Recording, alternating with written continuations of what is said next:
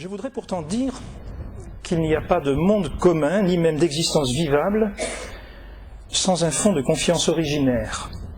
Ce n'est pas la méfiance qui est originaire, c'est la confiance.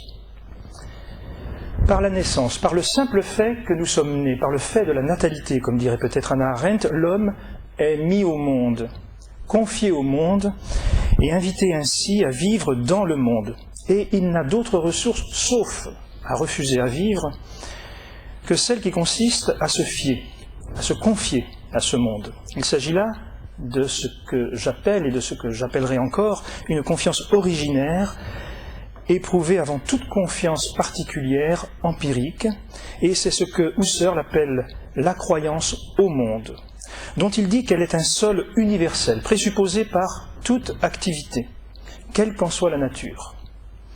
Tout ce que nous faisons et tout ce que nous pensons repose sur cette croyance originaire, qui n'est pas du même ordre que nos assurances, que nos certitudes, que nos croyances multiples au sein du monde, puisqu'elle en est, au contraire, la condition. Cette croyance au monde n'est pas une décision prise à un moment de notre existence et renouvelée périodiquement. De cette foi, comme le dit le philosophe Jean-Louis Chrétien, de cette foi nous n'avons jamais fait profession et nous n'y avons pas adhéré un jour donné. Elle est immémoriale et nous nous sommes toujours déjà tenus en elle et selon elle. Fides, fiducia, dit le latin, comme toute foi, celle-ci a le caractère de la confiance. Si cette croyance originaire, cette confiance matinale, cette foi native venait à vaciller, alors c'est le lien du monde et de l'homme qui se trouverait rompu. D'où l'injonction angoissée de Deleuze devant le constat que nous ne croyons plus en ce monde. Il écrit, c'est ce lien qui doit devenir objet de croyance. Il est, ajoute-t-il dans son langage, l'impossible qui ne peut être redonné que dans une foi. Mais il ne s'agit pas là d'un acte de foi, d'un acte de confiance relevant du libre arbitre, le relevant de l'adhésion assumée plus ou moins réfléchie, d'une certitude présente ou à venir. Cette confiance dans le monde n'est pas autre chose que la persévérance dans le monde. Elle est la réponse non préméditée au fait d'avoir été mis au monde, confié au monde, comme je le disais tout à l'heure. Sans nul doute, la vie se chargera de nous apprendre que l'on ne peut pas avoir confiance en tout ce qui se produit dans le monde, que tout n'est pas fiable. Mais confiance et méfiance, fiabilité et non-fiabilité ne pourront se déployer que sur ce que Husserl appelait donc le sol universel de la croyance au monde. Je voudrais concentrer maintenant mon regard sur la confiance faite à autrui et plus précisément faite à la parole d'autrui. Nous ne savons que trop combien les paroles sont trompeuses. Elles ne disent pas la vérité quand on se trompe, elles ne sont pas véraces quand on trompe. Nous ne savons que trop que l'homme se trompe très souvent et trompe souvent. Est-ce suffisant pour disqualifier la confiance, la faire basculer du côté de la naïveté, de la crédulité, voire de la stupidité? Non. Car il faut déplacer le regard, et de même qu'il existe une confiance originaire dans le monde qui ne se confond pas avec la confiance en tout ce qui se présente dans le monde, il existe une confiance originaire dans la parole d'autrui qui ne se confond pas avec tout ce que dit autrui. La pointe vive du problème posé ici nous est fournie par le cas paradigmatique de la promesse, on pourrait aussi prendre celui de l'attestation, du témoignage, où se joue la croyance dans la foi jurée, la confiance dans la parole donnée. Avant toute promesse formulée, il y a ce que Paul Ricoeur appelle la promesse d'avant la promesse, c'est-à-dire la promesse implicite, originaire de tenir sa promesse, de tenir sa parole. Être digne de foi, digne de confiance, cela signifie que l'on est capable de persévérer non seulement dans son identité biologique, caractérielle, ce que Ricoeur appelle la mêmeté.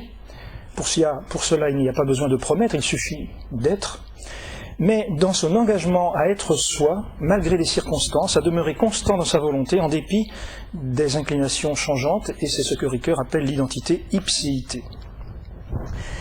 Bien que toutes les promesses ne soient pas tenues, bien que tous les témoignages ne soient pas sincères, bien que les erreurs et les mensonges soient fréquents, nous ne pouvons pas aller jusqu'à prétendre qu'aucune promesse n'est fiable, qu'aucun témoignage n'est digne de foi, qu'aucune parole n'est crédible. quel que soit le nombre des transgressions, quel que soit le nombre de nos déceptions, la confiance dans la promesse, dans le témoignage et plus généralement dans la parole d'autrui est fondatrice du rapport à autrui. Cette confiance fondatrice, originaire donc, n'est pas une décision prise une fois et éventuellement renouvelée, là encore. Elle n'appartient pas à la série de chacun des actes de confiance qu'il nous arrive de poser dans l'existence. Elle est la condition de chacun de ces actes. Elle est la toile de fond à partir de laquelle, au demeurant, l'on peut choisir la méfiance, la suspicion, aussi bien que la confiance ou le crédit. Et je voudrais encore citer Jean-Louis Chrétien. Tout au long de notre vie, nous faisons la plupart du temps confiance à la parole d'autrui, sauf si nous avons des indices ou des raisons particulières de penser que telle personne ou tel groupe de personnes veut nous abuser ou nous dérober la vérité. Peu importe, en l'occurrence, la fondation philosophique qu'on puisse donner dans telle ou telle doctrine à cet acte qui, comme la foi au monde, n'est pas un acte express que nous posons et qui fut selon le temps premier dans notre relation aux hommes, solidaire de l'apprentissage même de la parole et de l'humain. Notre être ensemble est à ce prix, que nous ne pouvons pas ne pas acquitter à moins de nous retirer de tout commerce avec les autres. C'est au sein seulement de cette continuité de la confiance, comme sous l'horizon de la véracité, promis par la parole humaine, que la défiance et le soupçon peuvent apparaître.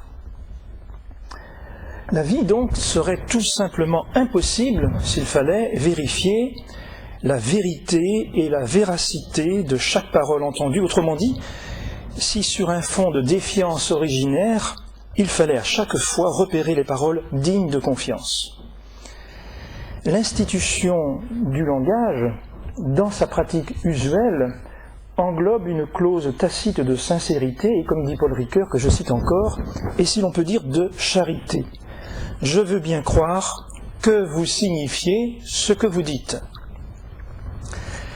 L'assentiment à la parole d'autrui est donc bel et bien au principe du lien social.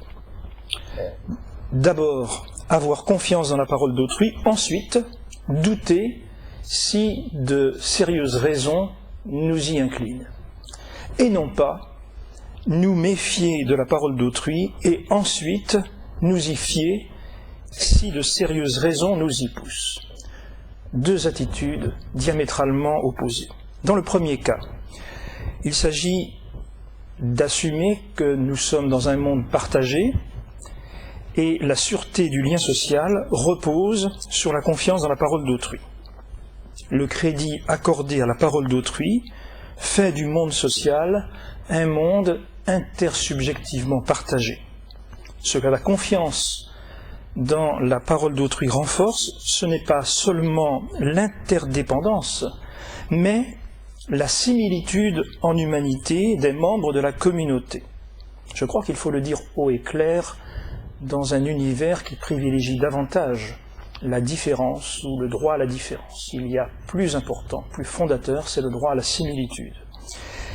L'échange des confiances spécifie le lien entre des êtres semblables.